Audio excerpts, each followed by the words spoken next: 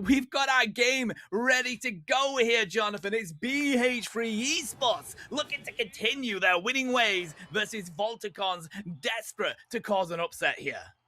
It's interesting that they gave up the Mega Gyarados to Volticons. Not even on the ban list. That nerf coming in, BH3 is like, ha! Mega Gyarados! Mega who? We don't care about that. You have your fish. Because our answer to it, gonna be a Crustle, gonna be a Mew, and we're gonna go in for an invade! Oh, I like this. Okay, Eldegoss, the Daddy Leon's going to come down here and be prepared to deal with this invade that Sazero is going to try and pull off. It's all about trying to limit the Charmander as much as you can. Not an easy thing to do, though, because Charmander doesn't actually have that bad of a rotation through the central area, so Sazero just abandons the hunt. Yeah, but we're still going down. Mew's got great secure, but combined with the Dwebble there. Poor little Mewtwo Y there's looking for a little bit of an extra bit of experience there, trying to capture wild Pokemon. Hasn't mastered it like the movies version of them with that Dark Ball. Loving Yutao back on this Cypher. What a game they had yesterday on this Cypher. That will not be something that Volticons wants to witness, as they've already hit that level 5. 850s are about to come on in. Dual Wing Beat ready to go, but it is going to be a huge push from Fizzy on the Vaporeon. Some good muddy water pressure allows them to get the experience, but not before Lucario finds a huge KO. Listen, I love a good Lucario game, especially if it's not Mega Lucario. That takes me back to the OG days where we were reminded it doesn't matter how much you nerf Lucario, Lucario's always going to be good. But we do have Mega going into the central lane here, trying to put pressure on Volticons. They're going in with the Rock 2, not able to secure it though. This is classic BH3 Esports. You never, ever let off the pedal for this pressure. You see Megu go into the central area, invade. Sazero is now in that central area, invading Volticons. They just can't have a moment to breathe right now. They have done well to find their power spikes despite that. At the 8-minute mark, we do have Gyarados on the field. We do have power spikes on our Vaporeon and Eldegoss getting their Evo, but they need to do more because Yutao has found that Regidrago and Fizzy has to retreat up the lane. And Megu also found that Mewtwo Y, taking the KO down and putting a huge lead on for BH3. That scoreboard looking mighty beefy for them there as they're looking to get more stacks on the Scyther. Oh, the Charmeleon's taken down. Gyarados going for another quick stack. They're trying to get it with the waterfall, but Sazo says no.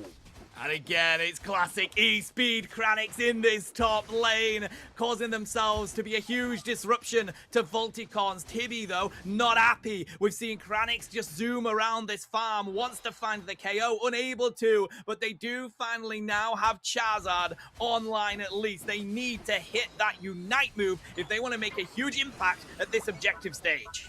Speaking of Unite moves, first one has it. It's that Scyther there, but Scyther's down in the bottom lane. We're going for the Mewtwo Y. There goes Lucario, able to take him down. We're diving in there, but the Crustle comes in with a clutch scissor. Regilecki's still hitting there, sitting on a quarter of the HP there, as we do have that Gyarados going in, but Crustle! Crustle with the Rock Tomb steal! Bro, Megu, what are you cooking, bro? Manages to get it with the Rock Tomb.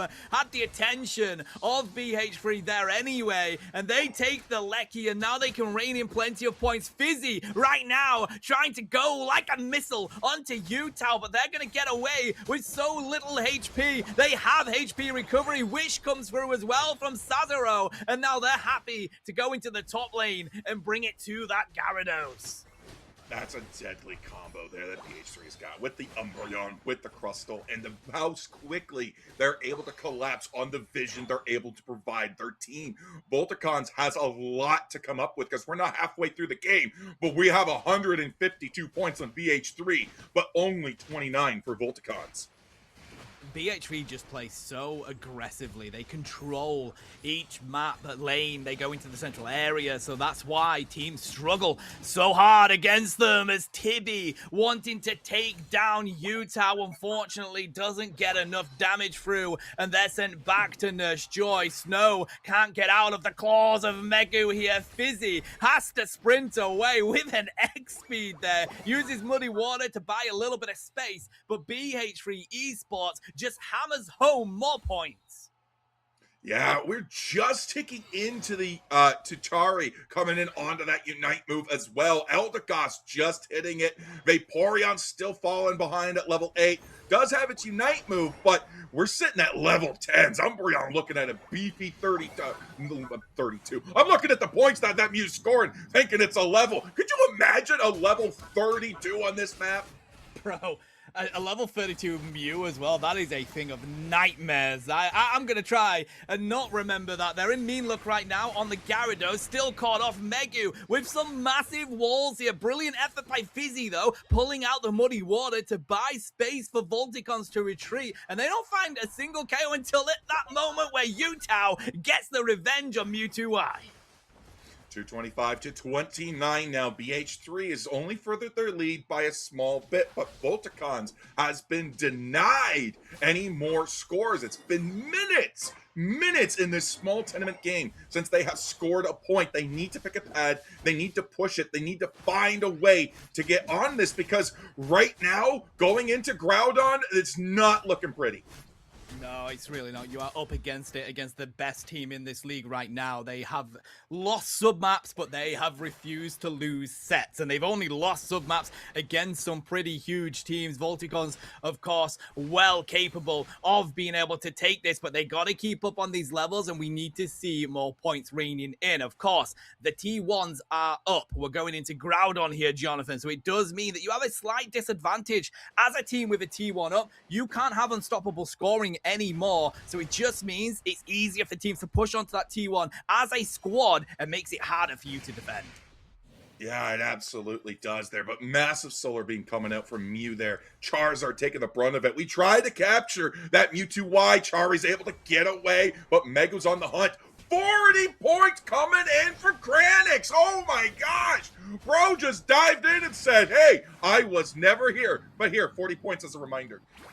And that is rage-inducing as a player of this game. If you see that happening, you're trying to chase them down, it's just X speed, X speed, X speed, and then just being able to get out with that Bone Rush is a pretty good effort. And it means that you get a bit frustrated that you're not able to catch them. You can't do anything about that 40 dunk, and now you're even more behind on these points. 301 to 29 is a very good standing for BH3 Esports to be in with 35 seconds before Groudon takes to the field.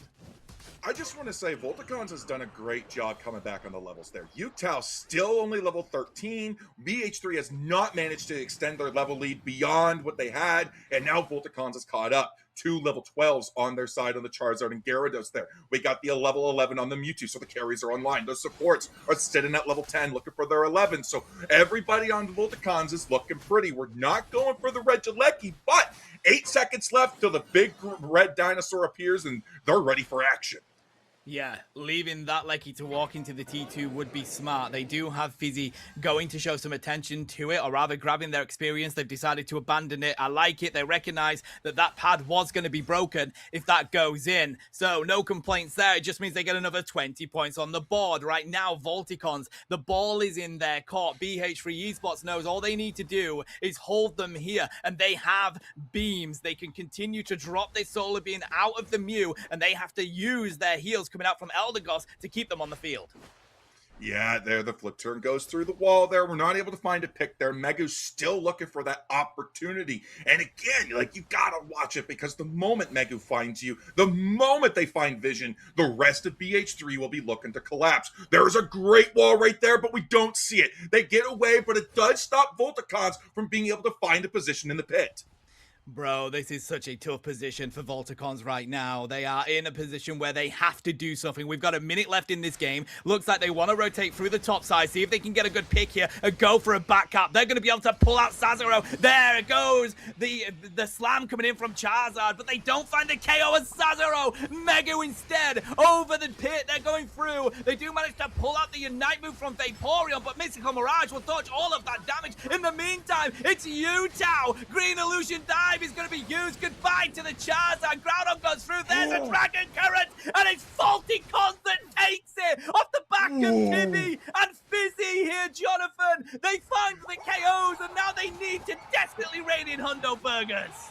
Yeah, Eldegoss is gone, and that's a buff in the hands of Utah. Utah's already on the move. 295 to 421, 15 seconds left. You have to push, Volticons. You gotta go. You need 2 more scores. Just 2 more scores. Gyarados going in, breaking the pad there. Mewtwo Y, can you connect to the pad? This could be it. No, we're not able to get it. No! BH3 looking to take game number 1. Another classic example of just not having enough time. They were way too patient at that final fight, buddy, and they were just inches, seconds away from being able to score enough points to win this game. It was as close as it was going to be. A brilliant effort from Volticons to get themselves back into that fight, keeping up with the levels, but you left yourself a little bit too much work to do. Alrighty, Utah back on Miraidon. Rezu pulling out the Shifu here. And we do have the Talonflame for Snow for Volticons as well. 2 incredibly strong comps for both of these teams. It will be a Kung-Fu in the central area. You would expect an invade at this stage, but it doesn't seem like they're entertaining that. I mean, we saw some brilliant Talonflame plays yesterday there from Komai. They're whipping out the Rapidash Talonflame Mimikyu combo. We didn't like the Mimikyu, so we banned it out, but we did adopt Rapidash and Talonflame into the comps, and they made it work beautifully. Maybe this is what Volticons is looking for. Maybe this is what they need. A little bit more mobility for that final stretch there to try to hit those pads and get those points in. Because when you're that close, when you're that near to victory, like you gotta really up your game. Would be massive here if they're able to get an assist for Tibby as they try and put the pressure onto Sazero, but they get themselves away. The focus band, it looks like, has been popped there, and they get back to their pad. Getting an assist or a KO from Magikarp in the early game is absolutely massive for that effort meter. Yeah, but we already have that Urshifu coming into the top there. We have Resu ready into the top there. We do have the Talonflame coming in, but we're not able to grab any of the wild Pokemon. We're pushing 4-man strong as Kranix is on the Steenie. Looking for the Serena. Level 5, 1 level away before danger is hitting the field. And as expected, BH3 instantly go for the central area of Volticons off the back of that successful push. You see the same coming out from Snow here as they try and get some central area push from BH3. Recognize it does make it as they go in to stop that invade. Here, though, it is devastation for the early game stages for Volticons' game here. Magikarp still looking to become Gyarados. Listen, they may not have taken their own central lane there, but Urshifu still hits that level 7. When you don't want yours, it's fun to take it from others in this game. Regidrago hits the field and Resu's already on it. The rest of Volticons are defending the bottom pad there, but Slowbro's looking to try to keep the top side there, but they're going to get caught out. We do have Kranix and we have Sazero collapsing on top of them. They're trying to eat the berries to make it worth it, but they're not going to be able to get out of this with their life. Nah, they accept they're going to go down, try and waste as much time as you can, but unfortunately Volticons couldn't capitalize on it too much in those moments. Right now they are on the back foot, but they are in the lead with points. It's still incredibly early in this game, and they've managed to find 2 level 7s on their side at least. Arena just managing to hit that here. Stomp will come through. Massive Surf will come out from Fizzy there. Buys the space for Volticons to get away, except for Tibby diving back in. Gyarados will go down. Kranix cleans up. Yeah, that's something you got to watch out too. Kranix on that Serena there. We've seen them secure so many things with Serena, Lucario. You can't let this player get away with the things that they keep doing. We got Hoopa sniping the Registeel, but I have a feeling it would have been the Serena getting the last hit on that. Yeah. We do get a good hit onto this Regieleki coming in from Snow, and they take that away from Miraidon that was looking to get it themselves. Utah will rip this with the assistance of their defender and supporter, whilst Volticons are looking to see if they can grab a little bit more experience in this lane. But again, this is what BH3 do. They control each area of this map. You've got this Shifu pushing into the central pit. You've got this Serena left in the top lane, able to do what they want now as we do see that Mew rotated. Nice Hoopa Portal, able to allow Resu to go back to base, get some heals. Serena now fully online with Unite move. coming into the bottom there as Volticons doing some quick math, trying to get the over. But look at the levels. The levels are about the same. Look at the scoreboard, 157 to 65. This is a different team that's hit the field. They've taken a T1 pad off BH3. They have the score lead. This is a different Volticons from game number 1. 100%. It's all about keeping up with the level advantage, and they've absolutely done that. They haven't level 10 on the side of this Urshifu, though, but points-wise, they are in the lead. So a much better game in this one as Fizzy serves away in this bottom lane right now, but you've got to be cautious because BH3 are beginning to get the motor running here. You can see them hitting these extra bits of level. Serena now back at level 10 as well. Unite moves ready to go. This next team fight could determine who wins this game. Absolutely there. 5 minutes. We're just hitting the halfway mark there. BH3 is in match point position there, so they just got to play another 5 minutes, make sure they get it down, but Volticons not making it easy for them there. 10 seconds until our top Reggie comes back into the field, and BH3 is looking to take it with a 4-man army.